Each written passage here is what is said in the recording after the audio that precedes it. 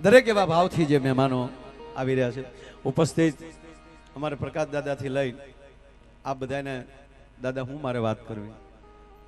આમાં 90% હું નામથી નામ લઈ શકું પણ સમય નથી લેવો સમય ઘણો થયો છે અને એવો જ જે આનંદની લહેરી એવી આનંદની હેલી અને આપ બધાય જ્યારે અહીં ઉપસ્થિત છો ત્યારે બધાને નવા વર્ષના મારા કોટી કોટી પ્રણામ કારણ કે સામે ભૂદેવો બેઠા છો હા હા દાદા ઉદય દાદાને બધાને જોઈને ત્યારે યાદ આવે કે આ દેશને ભૂદેવો રાજ સત્તાઓ હોય એ જ્યારે સન્માન મળે ને આપવા ત્યારે જ સાચું રામરાજ કહેવાય એમ આવી વ્યક્તિઓને જ્યારે રાજ સત્તા ધર્મ સત્તા એ જ્યારે સન્માન આપતા હોય એ ઉદય દાદાનું એકનું સન્માન નથી સમગ્ર ભૂદેવોનું સન્માન સાહેબ આ છે એ મોટામાં મોટી વાત છે એટલે ખાસ અહીંયા મારો કહેવાનો સુર કે જે કાંઈ આપણને આનંદ આવે જે કાંઈ મોજ આવે એ બધા એટલો બધો આનંદ થતો હોય એટલે મેં પહેલા કીધું એમ ને અત્યારે કહું કે રાજદીપભાઈ જ્યારે અહીં પધાર્યા છે એના માતુશ્રી પણ દાદાને બેન તરીકે એટલે બે અહીંયા મેં કીધું ને મોરબી અને રીબડા બે આવ્યું છે બે ભાણેજ તરીકે આજે મહેમાન થઈને આવ્યા છે સર એટલે આજનો આવો રૂડો અવસર છે ત્યારે ભગવાન દુધેશ્વર મહાદેવનું સાનિધ્ય છે ફરીવાર ભાઈએ જે જાહેરાત કરી એની વાત ફરીવાર જાહેરાત કરું કે આ કોઈ પૈસા માટેનો પ્રોગ્રામ નથી અને અમે આવ્યા છીએ એ તે સાહેબ આ બિલના સંબંધ નથી દિલના સંબંધ છે એટલે અહીંયા કોઈ લાભાર્થી પ્રોગ્રામ નથી પણ સરસ્વતી બેઠા હોય ને લક્ષ્મીજી દાદા નો આવે ને તો આમ અમને સારું ન લાગે માં સરસ્વતીની જ્યારે ઉપાસના થાય એટલે લક્ષ્મીજી આવે અને અમે કલાકારો ભાગશાળી છીએ અમે પ્રોગ્રામ ચાલુ કરીએ ને દાદા એટલે 3 દેવીની હાજરી હોય સરસ્વતી નાભીમાં બેઠા છે એ ત્યાંથી સ્વરને ધક્કો મારે છે અને લક્ષ્મીની તો ખોળો મળે છે આ લક્ષ્મીજીનો ખોળો મળે ઘણા નો ઉડાડવાય શું કે આ લક્ષ્મીજીનું અપમાન કહેવાય હા લુખેશ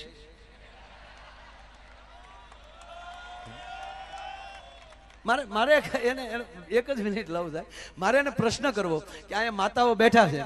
તો સાંભળજો કે 6 મહિનાનું બાળક હોય અને માં એને આમ છાતી ઉપર રમાડતા હોય સુતા આમ છાતી ઉપર રમાડતા હોય માં છે બાળક છે એ માની છાતી ઉપર ડગલા માંડતું હોય તો માને ગમે કે ન ગમે તો હવે લક્ષ્મીજીને આગળ આપણે કવડા બાળક ગણાવી અને એના ખોળામાં પગલા માંડી હતી લક્ષ્મીને ગમે કે ન ગમે સાહેબ અને એમાંય આવા સદમાર્ગે જ્યારે લક્ષ્મીજી વપરાતા ત્યારે લક્ષ્મીજી રાજી બહુ થાય એટલે લક્ષ્મીજીનો ખોળો મળે છે નાભીમાં સરસ્વતી છે અને દાદા મહાકાળી અહીંયા ગળે બેઠી છે ઈ થ્રો મારે છે એટલે આપણું આરાધના જ શક્તિ ઉપાસના છે અને જેના ઘરમાં મહાન શક્તિ ઉદય બાપુ એનો જ પતિ કાંઈક કરી શકે આ તમે ઘરે વાવતા તો એ થાળીઓની બધું જે તૈયાર પૂંજાપોની થાળ તૈયાર થાય છે ને એ અમારી માના હિસાબે થાય એટલે હું જો ટૂંકો કહું આપણા ભગવાન મેન કોણ બ્રહ્મા વિષ્ણુ મહેશ ચાલો ને આપણી વાત રહેવાય ત્યાં જાય બ્રહ્માનું કાર્ય શું છે ભગવાન બ્રહ્માજીનું સર્જન કરવું તો એને ઘરે કોણ છે એના ઘરના સરસ્વતી જેના ઘરે મીઠા બોલા હોય ને એનો પતિ કંઈક સર્જન કરી શકે નગર ઘરે ગયા ભેગા આવી ગયા કેમ ફોન નતા ઉપાડતા એ વડકે આવે અહીંયા સર્જન ન થાય વિસર્જન થાય ત્રીજી વાત આપણા બીજા ભગવાન કીર્તિભાઈ ભગવાન વિષ્ણુ તો વિષ્ણુનું કાર્ય શું છે જગતનું ભરણ પોષણ કરવું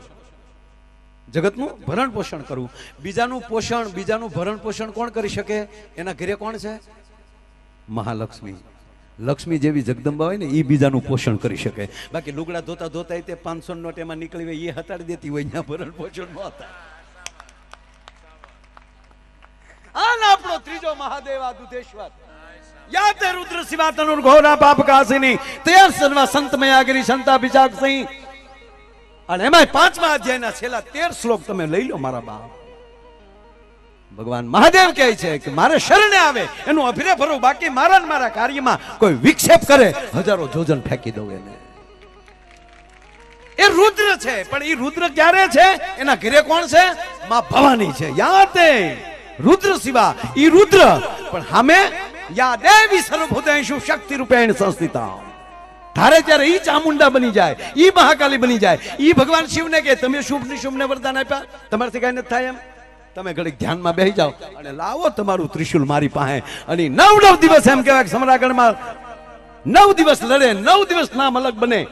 એ નવદુર્ગાની ઉપાસના આપણે કરીએ છીએ. શું કામ? મહાદેવના ઘરે શક્તિ છે. અને એવી જ રીતે આપણી માં ધારે ત્યારે એ સરસ્વતી બની શકે, જ્યારે ત્યારે એ લક્ષ્મી બની શકે, જ્યારે ત્યારે અન્નપૂર્ણા બની શકે. અને કોઈક વાયડો છો હોય તો હાથમાં પછી એ તલવાર લઈને સંડી બની શકે, એમાં કાંઈ ઘટે નહીં સાહેબ. એ પછી ઝાંસીની રાણી પણ બની શકે, દુર્ગાબાઈ પણ બની શકે. અને એવા મહાદેવના સાનિધ્યમાં 9 દિવસમાં મળ્યા છીએ. અને આવતીકાલે આપણો ઠાકર ભણવાનો હોય અને પછી આખી દુનિયા ભણવાની છે. આવા મંગલ પ્રસંગે આપ બધાના ચરણોમાં પ્રણામ કરી અને કીર્તિભાઈને વિનંતી કરું કે મારો બાપ એ અમારું ખુટવડા છે, એમાંય ઉદય બાપુનું વતન છે, એમાંય મોટું ખુટવડા. અને દાદાએ વતનમાં રાખ્યું એનું કારણ એ છે કે એની ડાળું અવડી મોટી ફેલાણી છે,